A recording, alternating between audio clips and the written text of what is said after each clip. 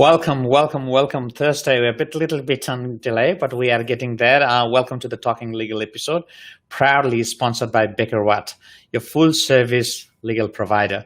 I'm Praveen Gautam, your trusted marketing advisor. I help entrepreneurs and enterprises just like yours to build a digital brand and monetize it.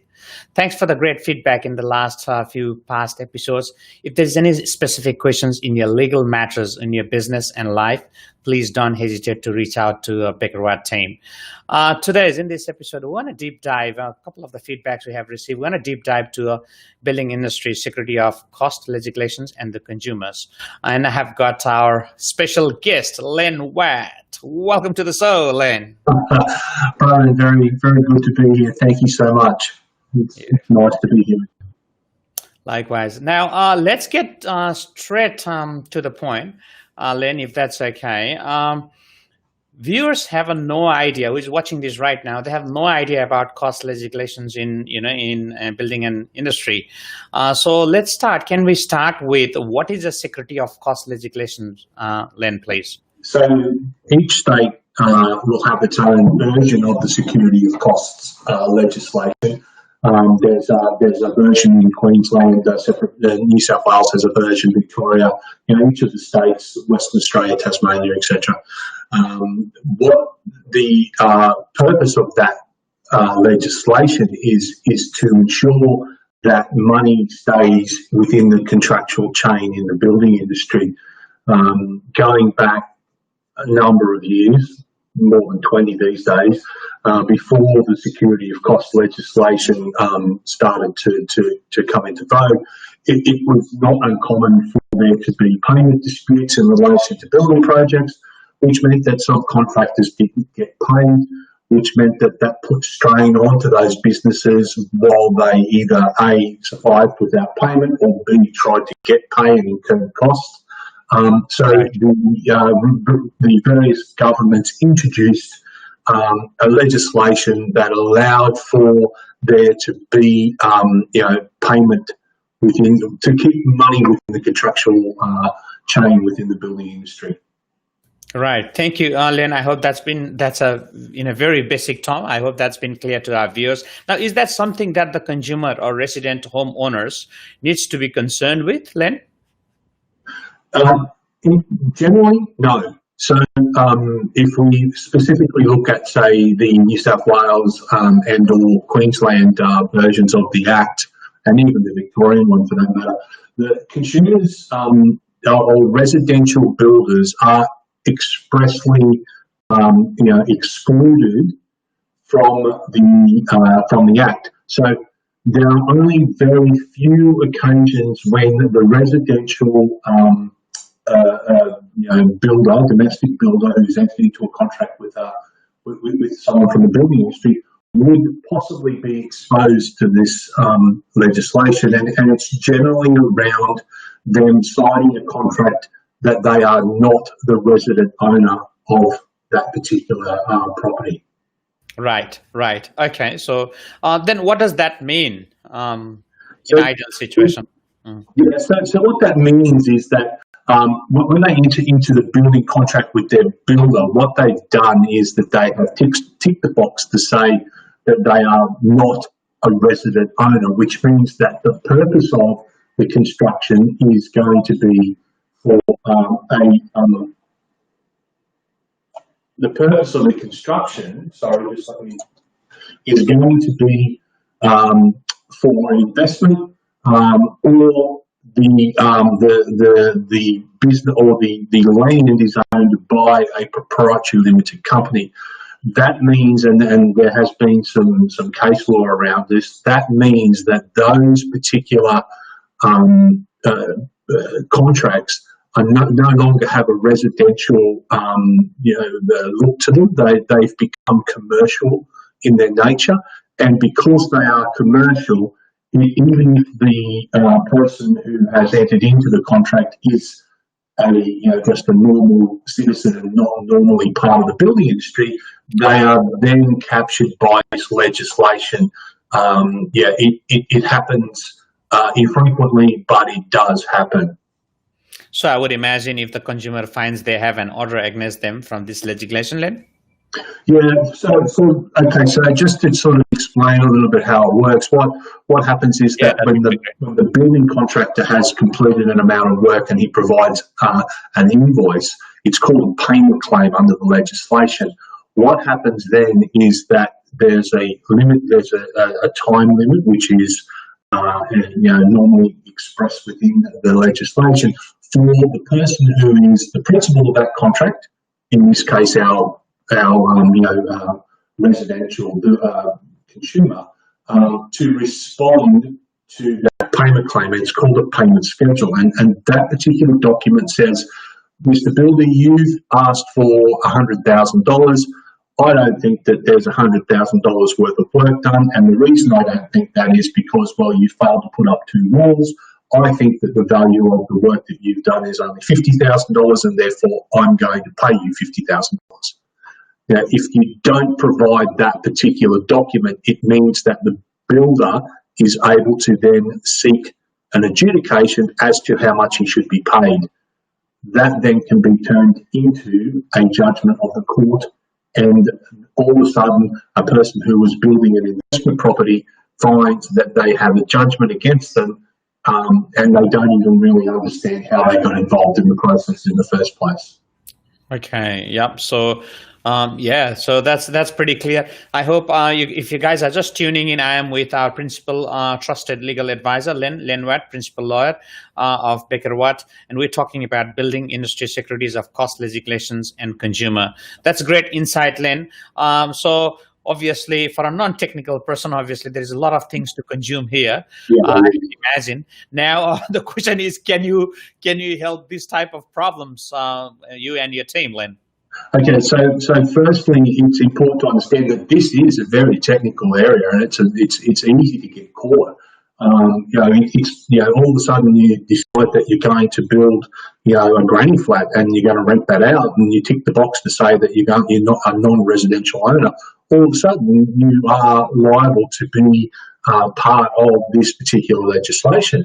Now, it's important to get proper legal advice around these types of arrangements. So, if you are entering into a contract that is just outside of, I'm going to get a house built to live in, then it's appropriate and I think necessary to seek some legal advice and to then understand the environment or to have some advice on the environment that you're now entering into, because it is different from the relationship that you enjoy if you are just a consumer. Right. So certainly what you're saying is it's a very technical, and obviously you and your team are prepared, and certainly you can help of them. Yeah. Yeah, look, I mean, this is an area that we work in quite a lot. It's not an unusual part of the building and construction industry per se. The commercial industry for these types of claims to happen, they're a fairly regular occurrence. And they are very technical in their application and how the law is applied, and the law has to be applied in a particular way. And the people who are subject to it have to respond within certain timeframes and provide documents at the appropriate time. So it's very important to understand what, where, when, and how they have to engage with their builder under this legislation, if they are indeed captured by that legislation. Right. I get that, Len. As a trusted legal advisor, you being as a trusted legal advisor, your focus is the solution to a particular problem, not just the legal solution, yeah? Well, I mean, what we're looking to do, I suppose, is to stop the problems that can arise. So the only way to challenge one of these decisions, and it's a very narrow way to challenge them once they've been awarded, is to go to the Supreme Court and ask for the court to set it aside because there's a fundamental or a jurisdictional error with it.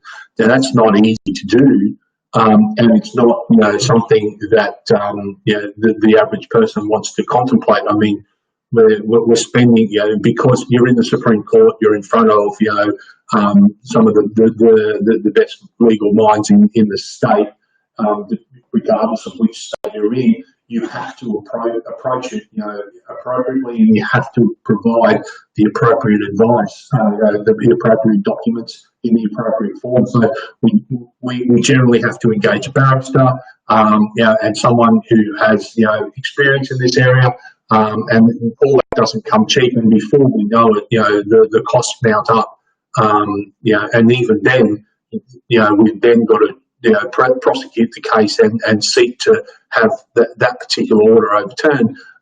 So it's a costly exercise, and there's never a guarantee of success. So what you're saying is be as a proactive rather than reactive, so to minimize that cost factor, yeah? Always. Always. It's always important to be always proactive. I mean, I see my job as keeping people out of trouble, not helping them. Well, I mean, I help them once they get in trouble, but if I can stop them from getting into trouble in the first place, I think I've done my job well. Yeah, absolutely, and that's the whole point of difference. What you do, and I can see that the clients are in demand and they want, and you are helping hundreds of clients every week. So that's awesome, Len. So people who are watching this right now, what would be the best contact if they want to know a little bit about you and get in touch if they have any specific question? What is the best way to contact Len, please? Look, there's a number of ways. If they want to find out a little bit more about Becker Watt, then our website, www.beckerwatt.com.au. We have our 1300 @legal telephone number, and also we have info@beckerwatt.com.au. Now, any of those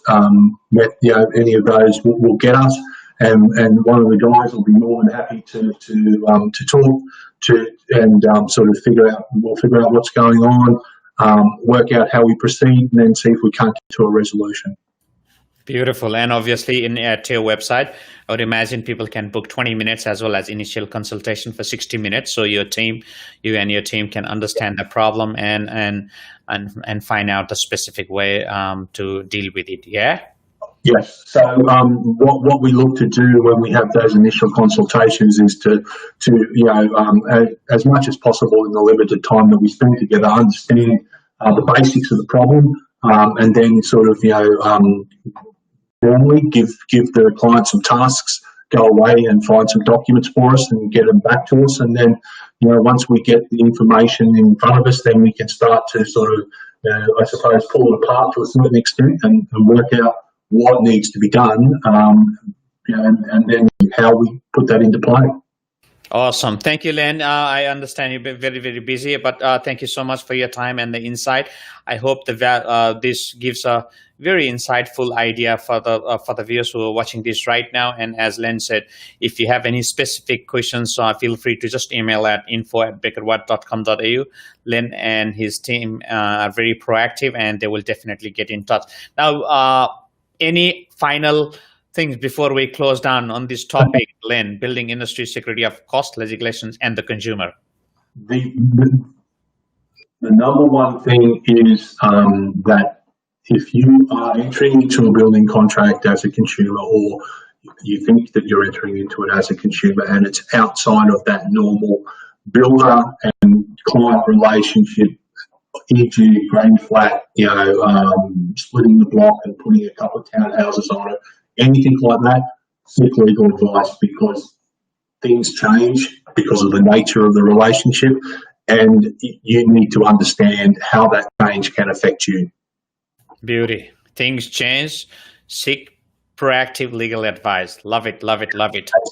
That's it. Thank you so much, Len. Great to have you in the show. Looking forward to doing it more. Thank you so much.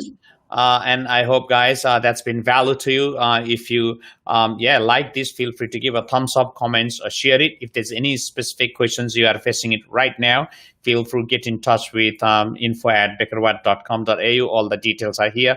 We would love to hear your feedback in coming episodes. Thanks for watching.